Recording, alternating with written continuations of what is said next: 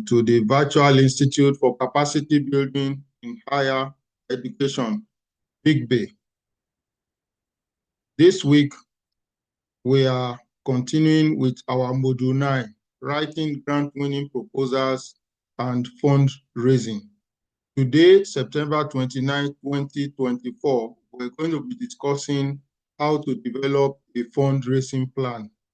I am Eyitope Ogunbodede.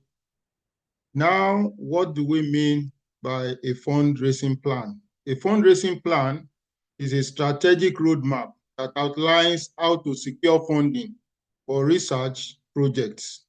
It helps align funding efforts with research goals and ensures a diversified funding stream. It also builds sustainability over time. What are the objectives of a fundraising plan? And then what do we intend to achieve with this presentation? By the end of this presentation, you should be able to list and discuss the core components of a fundraising plan. You should also be able to identify potential funding sources, particularly in your area or field of interest. You should also be able to create a plan with clear timelines and communication strategies. And you should also be able to develop strategies for building long-term relationship with funders. Why is a fundraising plan important? It is important to give you a strategic direction. It provides a structured approach to securing financial resources for research. It also mitigates your risk. It reduces reliance on a single funding source. It improves efficiency. It helps prioritize high potential opportunities and reduces wasted efforts. And it also ensures long-term sustainability. Now, what are the key components of a fundraising plan? Successful fundraising plan typically contains the following components. Assessment. One, assessment of funding needs. It helps you to determine your financial goals, how much funding is required to support your research or activities. You can break it down into phases if necessary. For example, what is the initial funding that you require to set up your research and also to undertake maybe a pilot study? And then what do you require for mid-term data collection? And then in the long term for your analysis and dissemination, what are those things that you will need? So you also at this stage will need to create a budget, and that you already know how to do, from all the other presentations and lectures and practicals. You are now experts, in creating budgets. So you create a detailed budget that includes all possible costs: personnel, equipment and materials, travel costs, data collection, publication and dissemination, indirect costs, or what we also refer to as overheads. And then do you need consultants, or are you going to subcontract some of or part of your projects? And then what are the contingencies that you want to build into it and some other requirements? So how do you, second stage, how do you identify potential funding sources? So you have to think about that. Are you going to approach government agencies, national and international bodies like the NIH, the NSF, the TED Fund, or the Wellcome Trust, or do you want to approach corporate sponsors, the industries that are related to your research, or do you have funding within your institution, that you can leverage on, or are there philanthropic foundations, that can support your project, non-profits and charitable organizations such as the Bill Gates Foundation, the Ford Foundation, or do you want to engage in crowdfunding, particularly if it is something that is of community interest?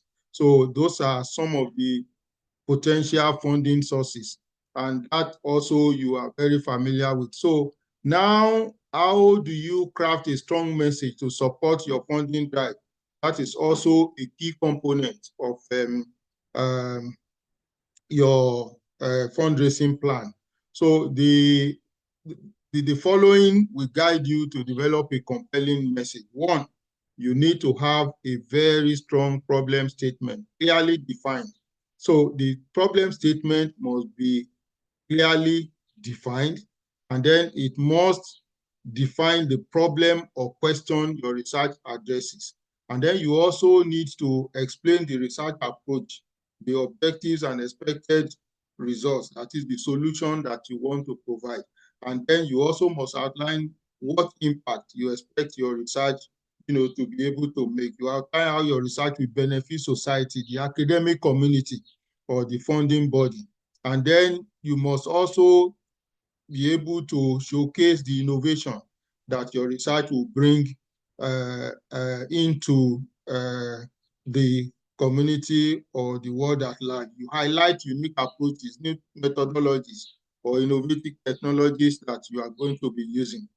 The next aspect of a fundraising plan is the timeline. So you need to create a timeline. A good fundraising plan includes a timeline. Short term, is it 6 months to 1 year? Focus on immediate funding needs, submitting grant applications, and building partnerships. What do you do in 1 to 2 years? You look for opportunities that match long-term research goals, including collaborations and recurring funding sources. And then in the long term, so what is the sustainability of your research plan, of your research project, 3 years plus? So you should be able to establish sustainable funding streams that will secure the longevity of your research beyond its initial phase. And it's also important for you to tailor your proposal to different funders. It is important because there are different requirements for different funders. And so one cap does not fit all. So for grant agencies, for example, you need to address specific grant criteria that ensuring compliance with the requirements. But if you are approaching corporate funders, you need to emphasize the practical applications and how they benefit the company. So because they are profit making and they want to see that whatever you want to do will be of benefit also to them, so that it can be mutually beneficial. So, and then if you are approaching philanthropic donors, then you need to focus on societal impact and community benefits. And also in crafting your fundraising plan, you need to use data to strengthen your proposal. There's no point saying there are many, there are numerous, there are this. You need to be specific. What is the available data? You demonstrate previous research outcomes, awards, or successful collaborations. If you are able to do that, it strengthens your fundraising plan. And then if you're also able to provide statistics or case studies to underline the urgency and importance of your work. The next thing that I want to emphasize is the importance of building relationships with funders. You can build your relationship with funders through networking and engagement. When you go to conferences and workshops, you have to engage with potential funders. So at those conferences and workshops, it's not just going there to go and present a paper. Who are the people that you are meeting there? What kind of discussions are you having? So when you go to international conferences and you find that you see some people sitting in some small rooms and everything, you have people engaging themselves, they go beyond the normal presentation, and then they engage in networking. So you also need to follow up. So your funders, regular updates. You have to keep your funders informed on the progress of your research, and then you have to also acknowledge them. You send personalized thank you notes and recognize their contributions publicly where appropriate.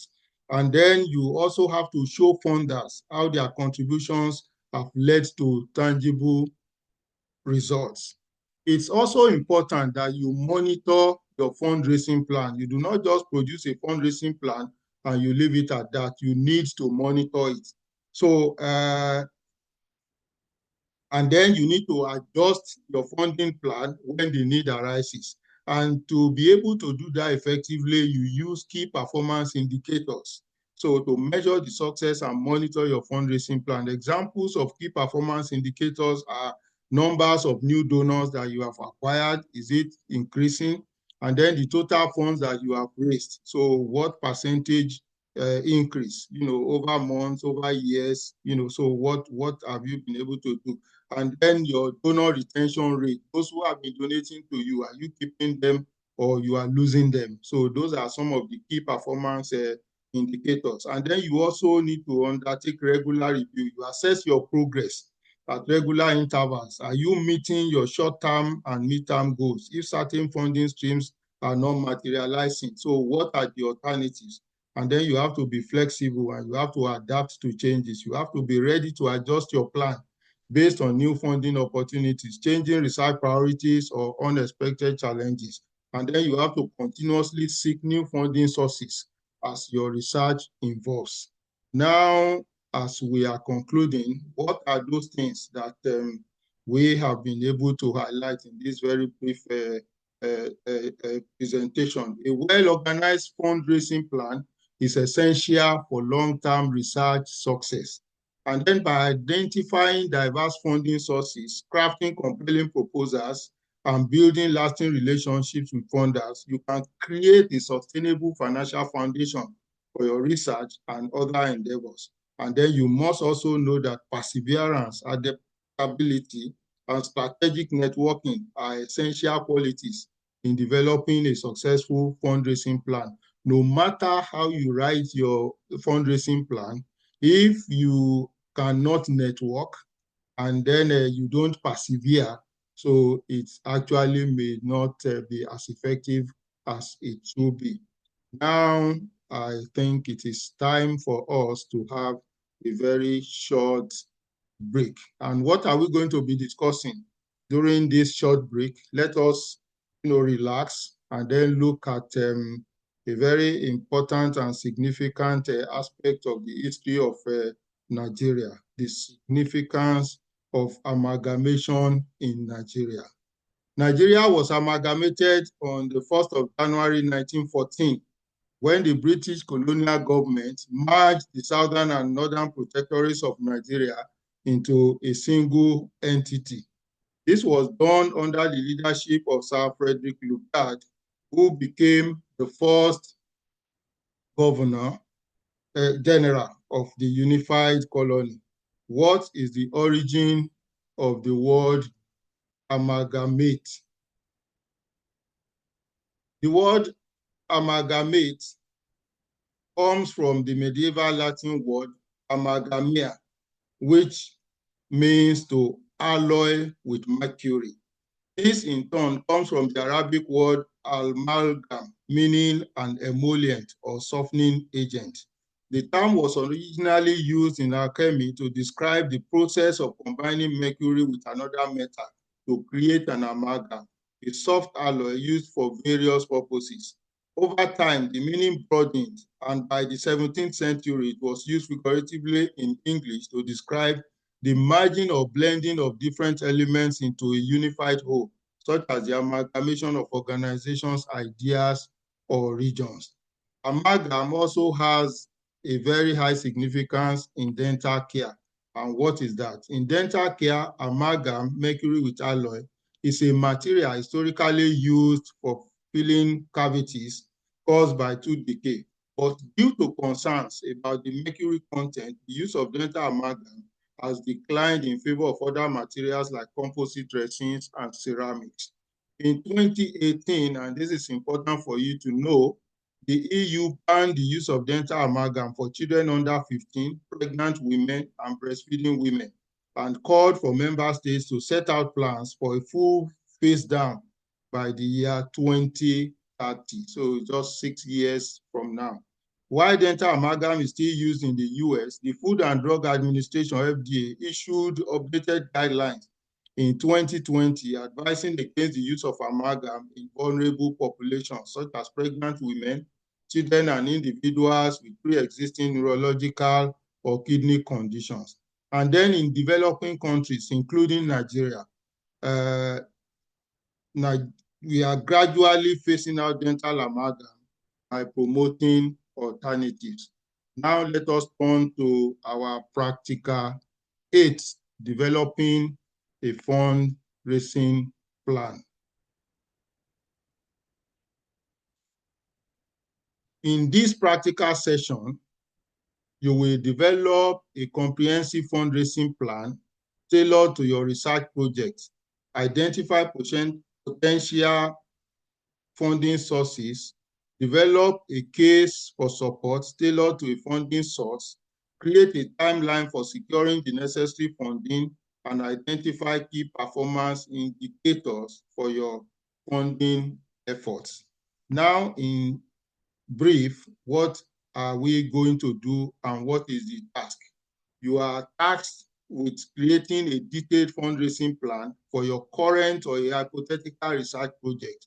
This assignment will require you to, one, assess your research funding needs, two, identify at least three potential funding sources, three, develop a case for support tailored to one funding source, four, create a timeline for securing the necessary funding, and five, list and discuss at least three key performance indicators that can be used to monitor your fundraising plan. So now, assessing your funding needs.